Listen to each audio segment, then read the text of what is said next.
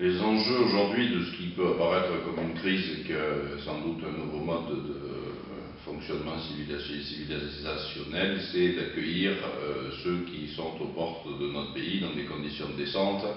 et leur permettre de s'intégrer tant du point de vue du logement que de l'emploi. Sans doute que la bonne solution, c'est de ne pas considérer qu'il s'agit d'une crise, mais d'un mode de fonctionnement au niveau international qui va perdurer. Nous aurons à faire face à des crises migratoires successives pour des raisons différentes, climatiques, des raisons de guerre, des raisons de pauvreté, des raisons sanitaires. Et nous devons donc nous habituer à vivre dans un monde ouvert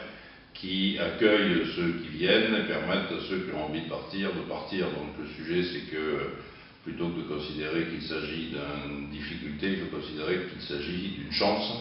Et ça peut être une chance si nous sommes capables d'offrir de véritables opportunités d'intégration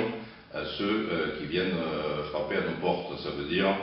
évidemment des capacités d'hébergement, mais ça veut dire aussi des capacités de formation, d'apprentissage de la langue, de recherche d'emploi, pour leur permettre de s'intégrer, parce que je reste persuadé, et je le dis depuis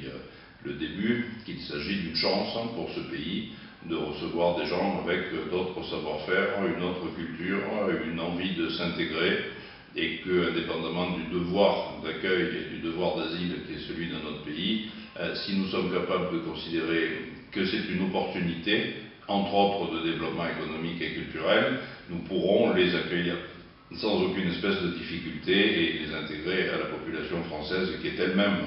constituée de vagues migratoires successives qui sont aujourd'hui parfaitement intégrées pour les plus anciennes et qui participent à la richesse de ce pays. Le groupe SOS a pris sa part dans ce dispositif au milieu des autres dispositifs associatifs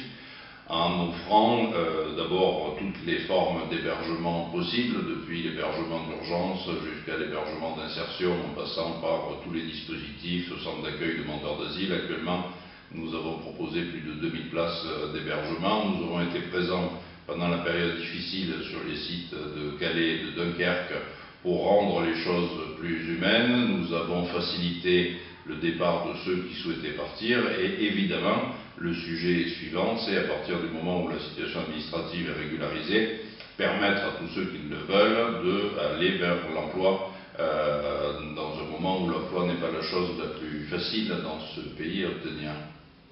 J'ai le sentiment qu'à partir du moment où quelqu'un est sur le territoire, nous devons faciliter son séjour. Quelle que soit sa situation administrative, il est évident que faire perdurer des situations de clandestinité dont tout le monde sait qu'elles vont durer des dizaines d'années et souvent se terminer par une régularisation n'a pas de sens. Ça n'a pas de sens parce que ça entretient une vie précaire pour des gens qui sont obligés de travailler dans des conditions non déclarées et donc de manière évidente, aussi longtemps que les gens sont sur le territoire, on doit pouvoir leur permettre d'accéder à l'ensemble des droits, depuis les droits aux soins jusqu'aux droits au travail, parce que, évidemment, ce sont des personnes qui ont des compétences, des capacités, une envie de faire, et créer artificiellement des périodes de plusieurs années dans lesquelles on les oblige à vivre dans la clandestinité est sans doute la solution la plus mauvaise pour eux, la plus onéreuse pour le pays, et en tout cas qui n'est absolument satisfaisante pour personne.